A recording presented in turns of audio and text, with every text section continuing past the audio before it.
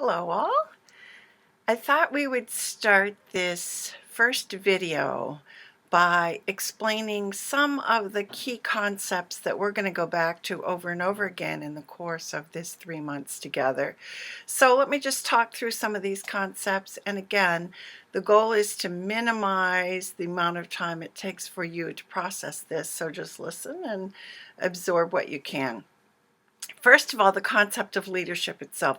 Volumes have been written, volumes, about what leadership is, what it means, how to do it, and so forth. But for the purposes of this program, we are going to boil it down to the very essence of what it is.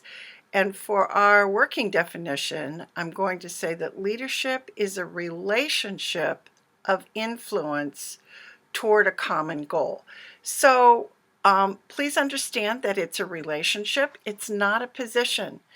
You can be a wonderful leader without having the title of leader or manager or anything like that. So for instance, if Amber puts her 3 daughters to bed and the middle daughter says to the other 2, let's build a tent instead of going to sleep, and they all gather and build a tent, that middle daughter is clearly the leader. She doesn't have the position of mother. She doesn't even have the position of oldest daughter, but she is creating a position of influence with her 2 other sisters, and they're working toward a common goal. She's a good leader in that situation. Amber may not think so, but I'd say she's a good leader.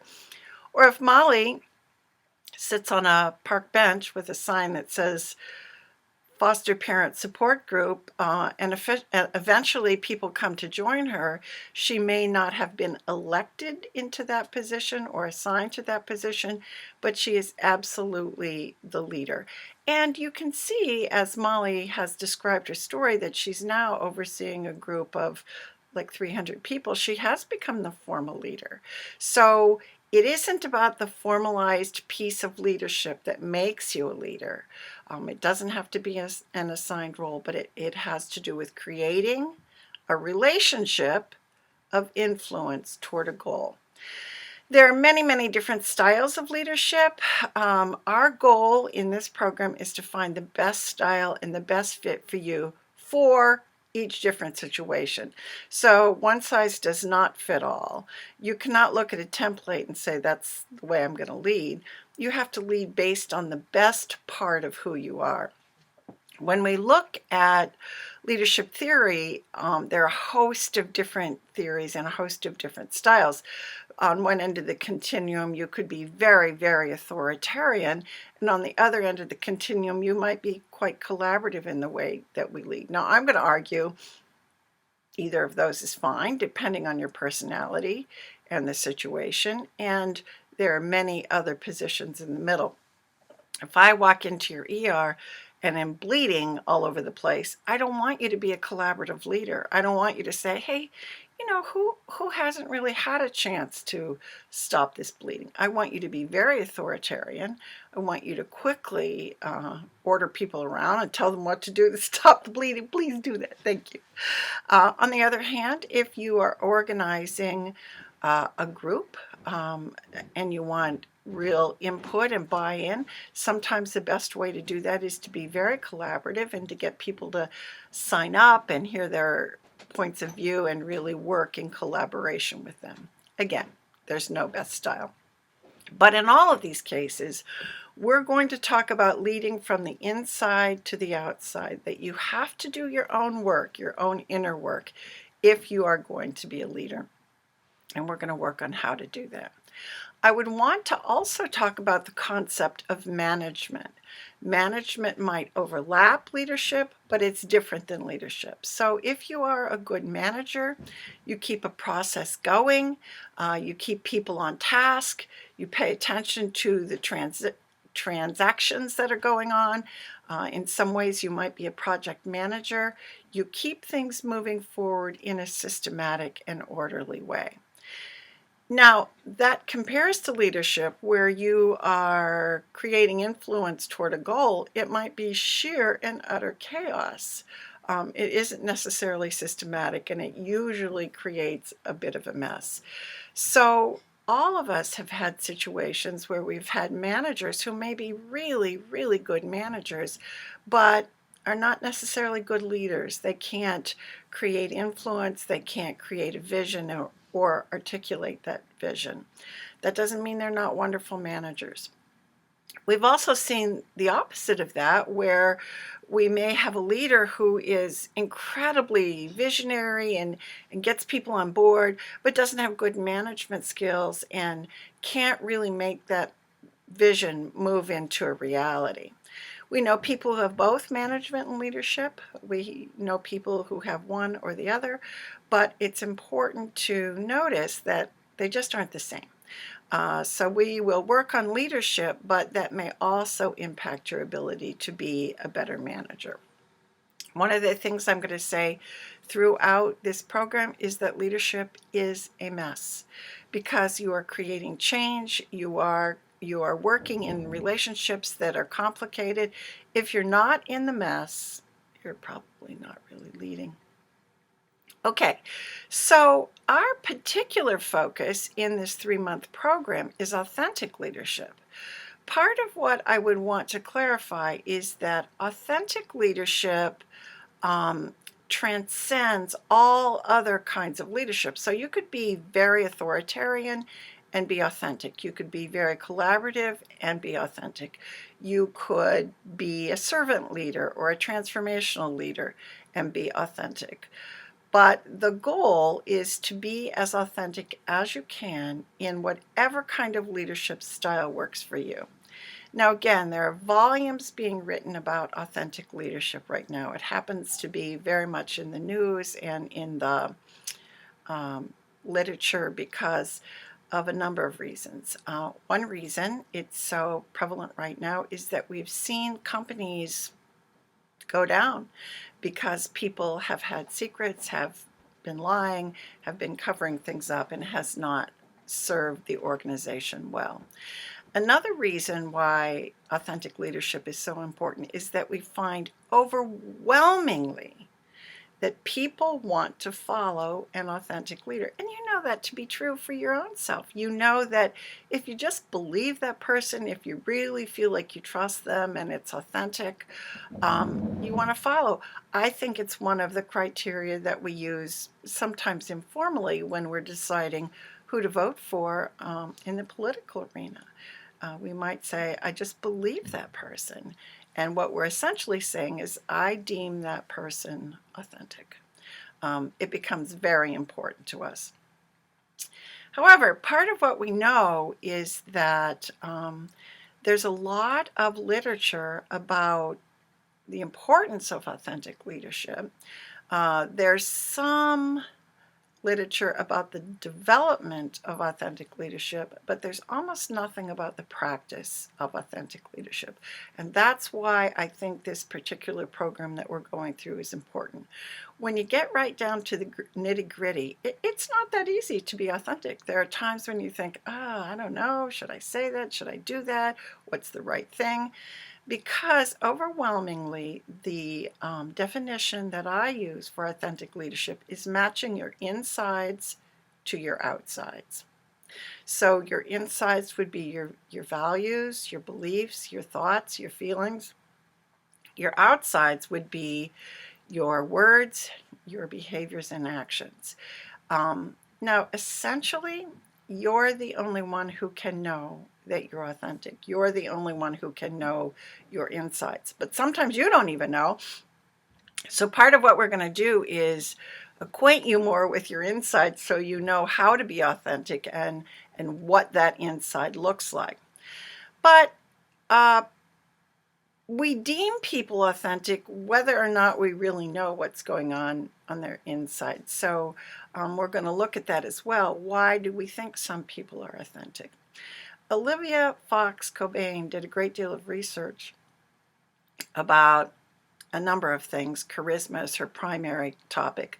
But she also talked about the imposter syndrome. And she says if people are faking, we know in 17 nanoseconds, we know if they're faking. So although you can fake charisma, you can fake authenticity, Most people are not as good at faking it as we think they are. Now, some people are good at it. I was one of those people who believed that Bill Clinton did not have sex with that woman. I also believed that Lance Armstrong couldn't have been doping. Of course, I'm a little too trusting sometimes, but they were pretty good at faking. But for the most part, we aren't that good at it. So if we are more careful about what is happening on the inside and how we put that out on the outside, so we don't have to monitor our lies or our maybe not quite ethical behaviors, and people will pick that up because more than we know, they are noticing when we're not authentic. But again, your authenticity is going to look different than mine, and we're going to look over that concept in a period of 3 months. We'll see what we can find. The next concept that I would want us to think about is followership. Now, I think followership just needs new PR. I don't know about you, but I was told constantly as a child, don't be a follower, be a leader. Don't go with the crowd. But really, there would be no leaders if we didn't have followers. And the research of Delarice Ambrose suggests to us that the qualities of a good leader are the same as the qualities of a good follower. So part of what we want to notice is that when we talk about followers, we're not talking about blind followers. We're not talking about going stupidly along with anything that anyone says. We're talking about critical thinking. We're talking about a great deal of discernment. We're talking about the ability to influence other people. We're talking about moving change along in a particular style or manner toward a goal. So let's take a minute and let's pause and look at a quick YouTube video about followership.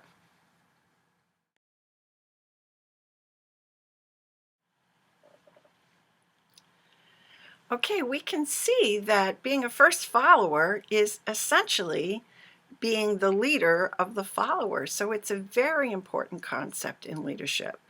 Part of what we will want to do as we go forward is to think about you as a leader. If you are initiating a change, how could you choose first followers who will support that change and help move it forward?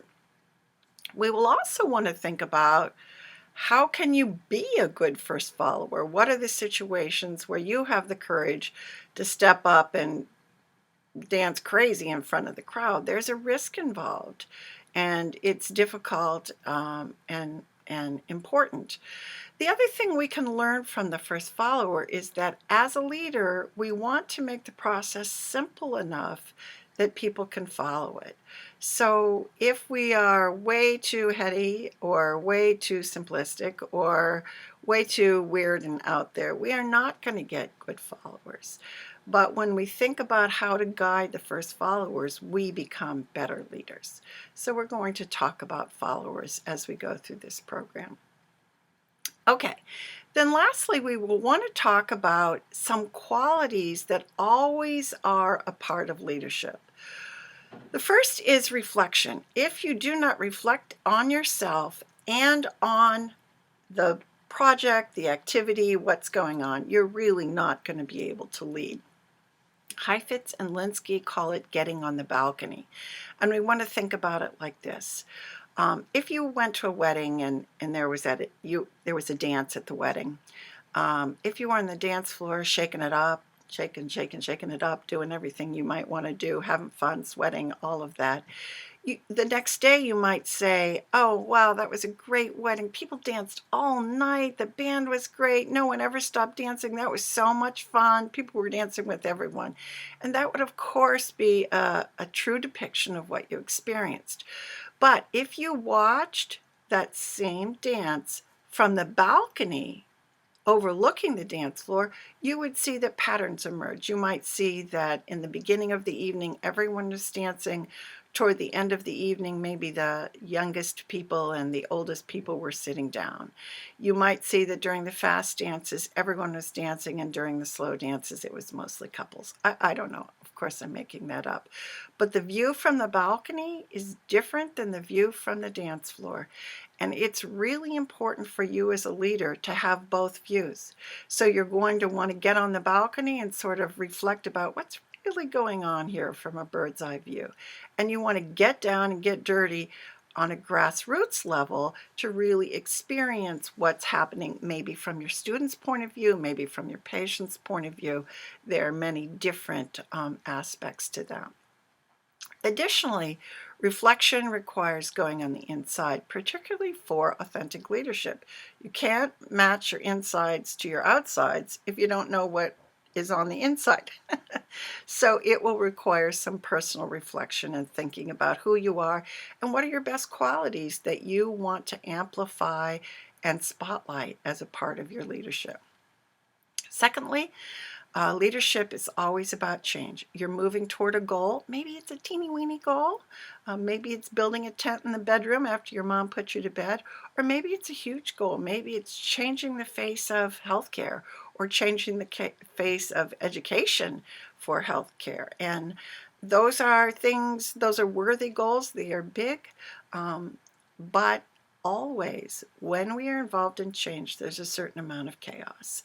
There will be resistance. There will be people who do not want to go along, and it becomes difficult. Again, leadership is a mess. We're always going to be working in the mess.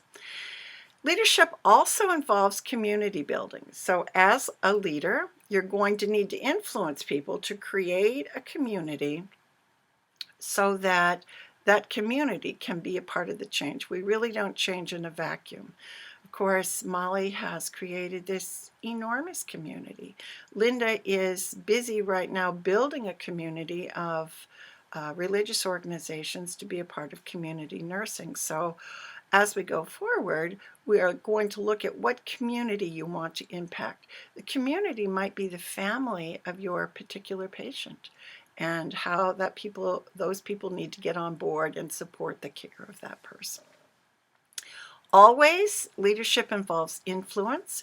Your process of influencing is very unique to you. There are certainly some tips and skills that we can learn to increase our influence. And again, we find that the research supports overwhelmingly that authentic leaders tend to be more influential. People believe them and want to follow them. But there are times when you may not be able to be totally authentic, so we want to talk about your particular style of influence. And again, to reiterate, if leadership is about change, it is about chaos as well. So let's go back and think about some of these definitions. Leadership is not about a position necessarily. It might be, but not necessarily about a position. It is a relationship of influence moving toward a goal.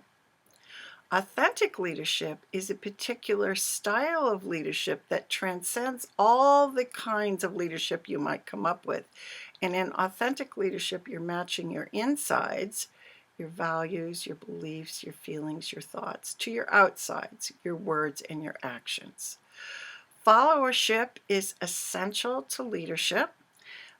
And in general, it embraces some of the same qualities that are required for leaders.